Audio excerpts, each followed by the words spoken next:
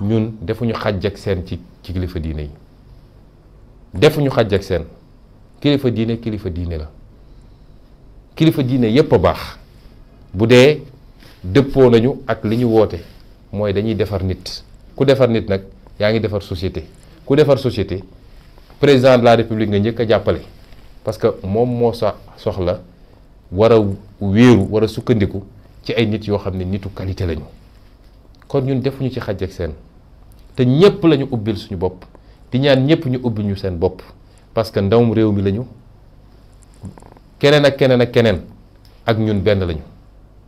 suñ ni ñuy dalalee keneen lañu mën a dalalee ni ñuy recevoir keneen lañu war a mën a recevoir ñu toog waxtaan ñu wax leen lan mooy suñu mbébét ci réew mi loolu rek la ñuy demander ci kilifa diine yi di leen wax nag ni ñun seen ndongo rek lañu seen taalibe lañ seen doom lañu saa su ñu yëkkatee seen téléphone wax ñu wala ñu ñaan ñu dinañ def li ñu sant te barki dem bi li amee bi ñu yónnee ci ñun it dañoo teggi lépp daal di jël mbir yi jébbal leen ko loolu la ñu gis ñun ni moo war a doon relation diggante diine gi kilifa diine yi ak ñun ñi nga xam ne dañoo nekk ci géewu politique bi la ca des nag di leen wax ni mbir mi jeexagul parce que sëñ Muntaxa yàlla na fi yàgg te ànd ak wér yàlla na ko yàlla may mu mottali ay nalam rawatina loolu lu am solo loolu di université Touba bi keroog bi mu yebalee ay nit yebal ku mat ndaw na sëñ Bass Poroxaan ku mat ndaw à tout point de vue man de boobu laa koy doo gis mais bi ma ko nee jàkk dama xam ni kii ku mat a wóolu la ci bépp fànn bi mu waxee dañ ko ne nangul nañ la waaye wax ji moo am solo dafa ne sëñ bi nee na bu ñaari nit tongoo di dóorante xeex bi métti boo buggee atte doo jàpp loxo kenn bàyyi keneen ki continuer di dóor da ngay jàpp seen loxo ñoom ñaar ñëpp ñun nag boobu ba léegi ñu ngi ne tekk toog waaye gis nañu ñoom ci xaste ci saaga ci tëkkuwaate la ñu nekk boobu ba léegi ñu koy gaaral kilifa yi rek te yemale mbir mi foofu. nga nekk ci parti politique ñu naan ko Pastef parti bi nag am na muy doxee tey jii nii gannaaw événement yi fi am ak ñu ñëwaat ci parti bi réorganisation est-ce que jaadu ji est-ce que amul ñeneen ñoo xamante ne tey ñoo ne ci biir parti bi. waaw parti bi def naa mun nañu côté boobu mun nañ ci gaaw li may njëkk a wax mooy mbégte bi ma am ci bokk ci parti bi tudd Pastef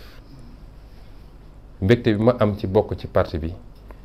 man waa Pastef dañ may sagal saa su ne ci anam goo xam ne dama naan ñii mënuma leen delloo mënuma leen fay sagal gi ñuy sagal Pastef dafa dépassé parti Pastef famille la Pastef projet la Pastef du loo xam ne jëmmu nit moo tax mu jóg Pastef am nañu pas-pas waaye Pastef fa la jóge am engagement boo xam ne defe naa raar nañu gis ko ci engagement politique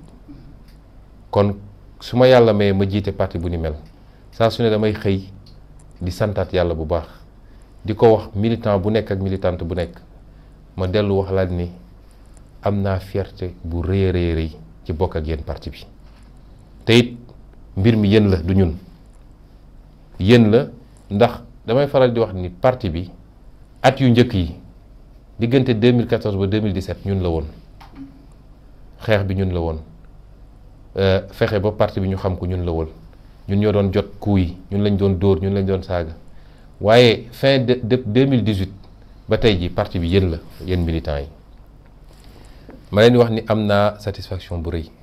leen wax nag ni lii ñu tabax ci diir bu gàtt te bëgg Sénégal rek tax ñu tabax ko amul kenn ci yéen koo xam ne dañ koo jox dërëm wala dafa yaakaar dërëm bu muy jot ngallaawaay dañu fexe bu ko dara yàq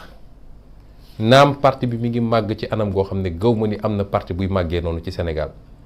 wala sax ci àdduna bi saa weekend bu ne su ma toogee xool tuuti ci réseaux sociaux yi ba gis rythme bi ñuy taxawalee cellules yi macha allah tabarakalla yàlla nañu yàlla continuer jàppale parti buy màgg nag day màgg ak i problème am ndax ñaari nit fu ñu daje rek léeg-léeg laale am wax ma laa nag ay milliers voire ay millions de personnes waaye message bi ma leen di lancé mooy bu leen fàtte mukk objectif bi. problème personnel yi bu ñu dox mukk ba mu féete kaw li nga xam ne mooy objectif bi mooy soppi réew mi. objectif bi mooy appliquer suñu projet pour le Sénégal. objectif bi mooy moomaat suñu bopp, restaurer au Sénégal et aux Sénégalais leur dignité. loolu bu ñu ko fàtte mukk. donc xëccoo mun na am, c'est tout à fait normal. ñuy suñu responsabilité mooy fexe ba cadre parti bi, texte parti bi, structure parti bi, créer conditions yi nga xam ne dinañu arbitrer xëccoo yi. waaye bu xëccoo boobu dem ba ñu fàtte lii nga xam ne mooy cëslaay bi, li nga xam ne mooy farata bi mooy su doon pour ñu egg fi ñu war a dem nañ ba gis koo xam ne moo gën a matale charte yi Ousmane Sonko dafa war a toog ne ñu jiital kooku moom mu topp ci gannaawam peut-être. kon nañu jiital le projet, suñuy individualité amul solo. léeg-léeg ñu am ay ñagas-ñagas, waaye li ëpp ci ñagas-ñagas yi boo ko seetloo ba seetlu du parti bi, du projet parti bi. du projet parti bi, du discours parti bi, mais ay problème mu nit la, diggante nit ak nit. moo tax toujours dama naan ñun ñii féete ci kaw waruñoo faiblir, waruñoo yox-yoxi, parce que jiite dafa métti. war ngaa déglu ñëpp, war ngaa may nopp ñëpp, waaye waroo tam faible ba nga xam ne ku jóg rek booy ñun parti bi nii wala ñu dóor sur la table nga dellu gannaaw. dafa am équilibre booy ut tout le temps. boo dëgëree fii trop ñu ne ñoom dictateur lañu, dañuy toog fële décider lu leen neex. boo nooyee trop musiba am, parce que benn nopp ngay doon te nit ki ku jóg rek mun na imposer li mu bëgg moom ci parti bi. moo tax ñun dañ ci am responsabilité bu rëy. waaye ma waxaat ko baamuwaat ko, projet bi ñu yëkkati njëkkuñu koo yëkkati ci Sénégal, njëkkuñu koo yëkkati ci Cheikh Anta ci Afrique. Cheikh Anta Diop yëkkati woon na ko, Mamadou Dia yëkkati woon na ko, keneen ak keneen, ay doyen yu extraordinaire, ñenn ñaa ngi dund ba léegi ñëw ànd ak ñun di xeex ci xeex bi. su wëlbati ko gis doyen Alla Kane 85 ans toujours derrière nous, nga xam ne jaar na ci clandestinité, jaar na ci prison, radié nañ ko ci fonction publique ñaari yoon, tey mi ngi fii ba léegi di xeex bi. donc ñun njëkk ñu koo yëkkati. yàlla may ñu ci nag lu mu mayul ñeneen, du mérite de, su amee mérite 10% la, te ci des nañ ko delloo yàlla. ma gëm ni musuñoo jege nii ñu jege nii tey war a mun a jot ci résultat bi ñu bëggoon. ngalawaay bu ñu toog ay mbirum personnel, ay mbirum individu di ko yàq. loolu daal mooy message fort bi may envoyé ci parti bi, wax leen sama fierté d'appartenir à ce parti, sama fierté jiite parti bi. su ma sañoon sax tey ji damay nekk ci position boo xam ne daanaka genre autorité morale rek lay doon, bàyyi keneen nekk président parti bi pour doxal bi gën a oyof, gën a yomb, pour ma mun a nekk ci position boo xam ne position wu conseil, recommandation, orientation ak yu demee noonu lay nekk. mais kontaan nañu trop ci militant ak militante Pastef yi. mun naa ko tey ba guddi du ma ko doyal, parce que dama ci am fierté. et surtout le militant anonyme, la militante anonyme, mooy koo xam ne musul gis Ousmane Sonko, musul gis sax Birame Souleye wala Bassirou Diomaye wala keneen wala Abbas Fall, ma nga fële ci àll ba di jël alalam, di jël taam, di dugg ci village yi di implanter ay cellules. militant boobu maa ngi lay wax jaajëf, xamal ni am naa mbégte trop ci yow. ñu gis itam am na tournée yoo xamante ne ñu ngi koy wàcc ak restructuration, surtout fusion, mais également programme citoyen. loolu tey jii lan ngeen ci nam. waaw loolu dafa am solo. dama bëgg a wax waa Pastef nii, gis nga lii yëpp ñuy def nii, gannaaw seen objectif principal bi woon fexe ba gàllankoor Ousmane Sonko ba dootul mën a nekk candidat ci dara, ak objectif secondaire mooy nu ñuy def ba tilimal deru Ousmane Sonko. troisième objectif bi mooy nu ñu doon def ba décapiter parti bi wala ñu désorienter parti bi, parce que dañu gis ci parti bi lu ñu musul gis Sénégal. loolu nag moo leen tiital. programme yi ñu doon def ñun, projet yi, loolu moo leen tiital, te defe naa ñun rek koy def ci jamono ji. bokk na ci yooyu ñu doon def, defe naa maay peut-être leader politique opposition bu ëpp lu muy def tournée nationale et internationale loolu tax bëgguñu woon ma am liberté tournée yooyu nag may yégal militants yi militantes yi nañ ko reprendre fan yi bu ñu génnee ci koor gi incha allah dinañ wër fépp nag nemmeeku tour bi taxoon ñu lancé campagne levée fonds am na ku ma ne da ngeen doon lever ay fonds pour dem nemmeeku ji nit ñi waaye lii am yàq lañ ci jubloon far bu defar mooy Sénégal ak àdduna yëpp ñëw lañ leen fekk si yéen waaye teewul dinañu wër Sénégal fu ne dinañ fa dem gox-goxaan yi en tout cas fi ñu mën a dem yëpp dañ fa dem te suñu yéene mooy fu ñu dem toog fa ab diir moo xam dañuy jël échelon régional wala échelon départemental waaye suñu nee dem nañu Tamba ñu dem toog fa 20 jours yu mat sëkk saa suñu xëyee jël benn direction dem nemmeeku nit ñi waxtaan ak nit ñi dëkk bu ñu dem saafonteeg nit ñi bu soobee yàlla dinañ ko démarrer ci diir bu soreetul muy tournée yi suñu paree Sénégal nañ ko def ci au niveau international nag diaspora bi muy diaspora africaine muy diaspora occidentale ba asiatique dinañu dem ñaareel bi nga xam ne bu am solo la te ñu bëgg koo lënkale bii pa ak tournée yi mooy nemmeeku programme vacances patriotiques xam nga dañ ko tuddee woon vacances agricoles patriotiques muy VAP ren dañ koy tuddee vacances patriotiques parce que dafa am ñetti pàcc ci biir concept global bi vacances patriotiques la ci biir ñu am ci vacances agricoles patriotiques muy mbay mi loolu am na lu ñu ci liggéey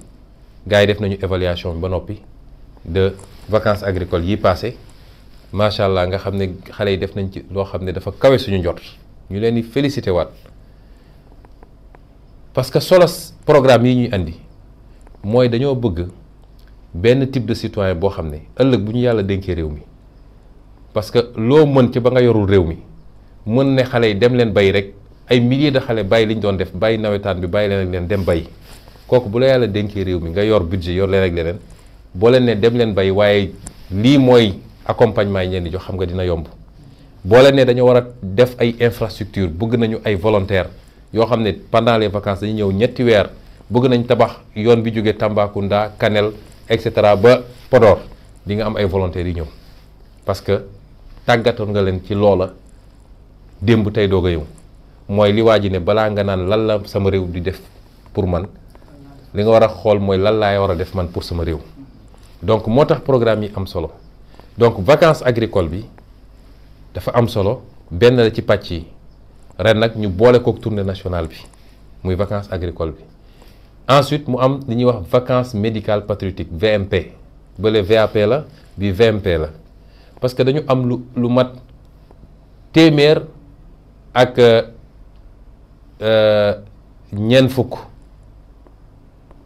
téeméer ak ñeent fukk ci ay médecins ak ay infirmiers ak yooyu ñu bokk ci parti bi ñoo defar document bu am solo ne dañoo bëgg ñoom ci même anam bi ñu wër Sénégal di def ñeenti mbir la ñu programmé gum benn bi mooy dañ def consultation médicale gratuite rawatina nag lépp lu jëm ci dépistage ñaareel bi mooy nañ def opération cataracte pour mag ñi ñetteel bi mooy nañu def circoncision massive mooy xarafal xale yi dëkk yu bëri dañuy am problème yooyu suñ ñëwee gratuitement suñ ñëwee ci benn dëkk dajale xale yi ñi fa mat jong yëpp ñi fa mat xaraf ñëpp ñu jëndal leen yëre njulli et cetera xarafal leen te duñu fay dara faj leen ñeenteel bi mooy don de médicament mooy maye ay garab parce que lu mel na ni lu yomb ci ñun tey soo feebaroon dem léegi ci pharmacie bi jënd sa paracétamol wala lii donte cher na mais am na ay bërëb yoo xam ne dañ dul gis sax pharmacie bu ñu mën a jëndee garab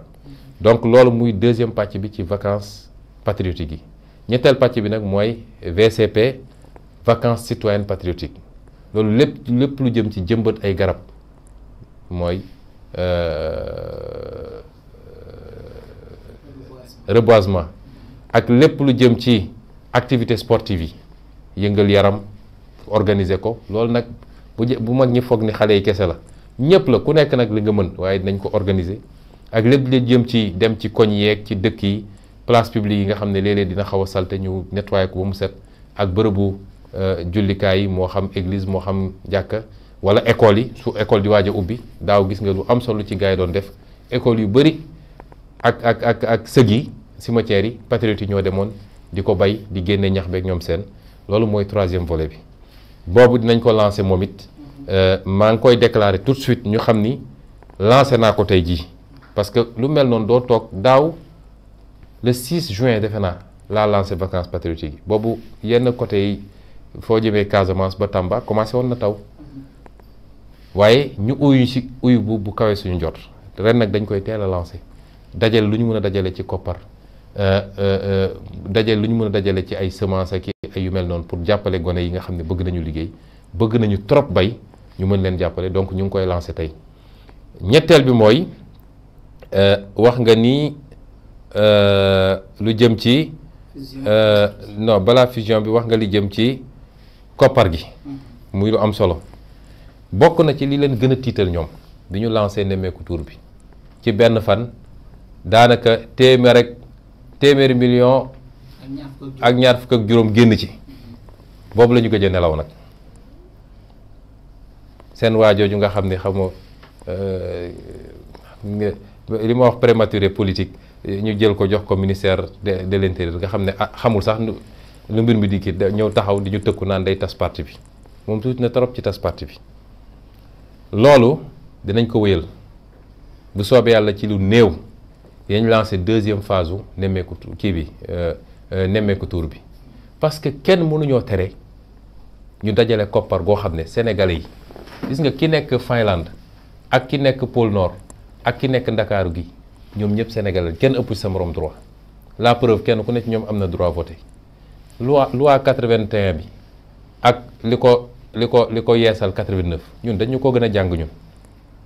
la ñu tere mooy waa bitim réew su ñu nee bitim réew mooy koo xam ne du sénégalais ku dul sénégalais nekk bitim réew jox la xaalis wala ku nekk biir réew mi te du sénégalais jox la xaalis loolu loi bi araamal na ko mais képp kuy sénégalais am carte d'identité sénégalais am nga droit contribuer ñun nag ñu bëgg lu leer yaa xay ba tax ñu ne duñu jël xaalisu lobby ñun kenn newul suñu gannaaw amul kenn ku ñuy jox xaalis moo tax ñu nekk ci jafe-jafe ñu ne duñu jël xaalisu lobby duñu nangu kenn koo xam ne say mbir leerul di ñu jox xaalis lobby yi nag xam nga leen ay lobby ak homme d'affaires la yu bitim réew la wax ay lobby franc-maçon la ay lobby lu ma bañ a tudd la ay yu mel noonu ñooñu suñu bëggoon ñun ay milliards dañ koy nangu dañuy ñëw ne la léegi ñu jox la xaalis bu bëri waaye soo faloo il faut nga jox ma sa pétrole il faut nga jox ma sa port bi et cetera li tax ñenn ñi bu ñu faloo jël ay nit joxaat leen port bi dàq ay sénégalais jox leen port bi ñu ne nag ñun dañoo bëgg a garder suñu indépendance ba keroog bu ñuy dénk réew mi kenn duñu tënk kenn duñu jeng ci dara ñu mën a doxal dañu bëgg a doxale ñu ne kon ñun yaakaar nañu du dul ci sénégalais yi gëm xeex bi ci ñoom la ñu yaakaar ñoom ñuy dajale xaalis bu dul jeex ci lu lëndëm loo xam ne keroog rek nee nañu seen benn meeting bi ñu def Fuuta rek 80 millions lañ fa def fan la xaalis boobu jóge keesu réew mi rek ñun ñu ne laaluñu keesu réew mi te kenn duñu ngemb koo xam ne say mbir leerul sénégalais yi ne ñoo joxe suñu dërëm nga ne loolu du fi amee ñu ngi leen di waatal ni dinañu def nemmeeku tuur defaat nemmeeku tuur defaat nemmeeku tuur te bii pas sax ñaan nañu yàlla am ci 500 millions wala 1 milliard ci loo xam ne sénégalais yi ñoo koy joxe su dee loolu rek mu leen tere nelaw defe naa ci insomnie la ñuy dëkk mu des nag léegi li jëm ci defaraat parti bi restructuration loolu ñu ngi ci it wax nga léegi fusion am na lu mat fukk ak ñeent defe naa ci ay organisation politique ak citoyen yoo xam ne dañoo ñëwoon ne dañoo bëgg a bokk ak ñun léegi parti bi ñu ngi ciy liggéey ci depuis lu yàgg a yàgg léegi bu soobee yàlla ñu pare ko ñaareel bi mooy dem nañu ba gis ni texte parti bi peut-être bañ koy defar amuñu woon expérience politique parce que ñun kenn mësul woon politique ci ñun ñii ñëpp mais dem nañ ba gis ni texte yi dafa xat il faut ñu yaatal ko ñu def comité bu liggéey bindaat ko pour ñu yaatal ko xoolal bureau politique bi rek parti bu toll ni Pastef bureau politique bi defe naa su bëree ba bëri 15 personnes la loolu mënul ne dañ koy yaatal ba bureau politique bi peut-être dina nekk 45 personnes ou 60 personnes ñu jël liggéey bi tasaare ko ba lu benn mbagg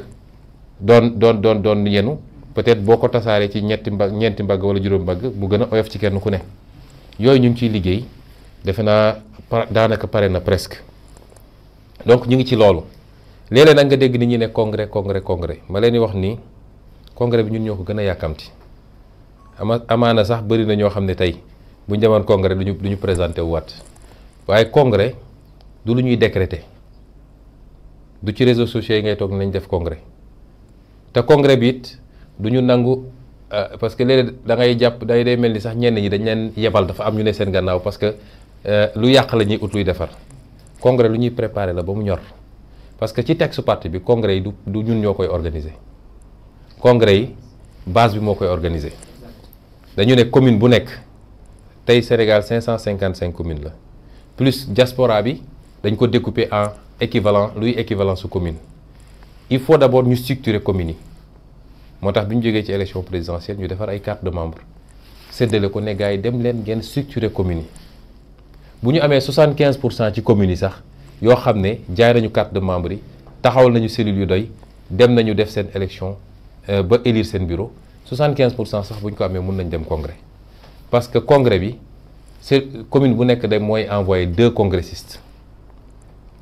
su dee 555 communes yu biir dëkk bi ça te fait 1110 defe naa congressistes plus ñuy jóge ba diaspora bi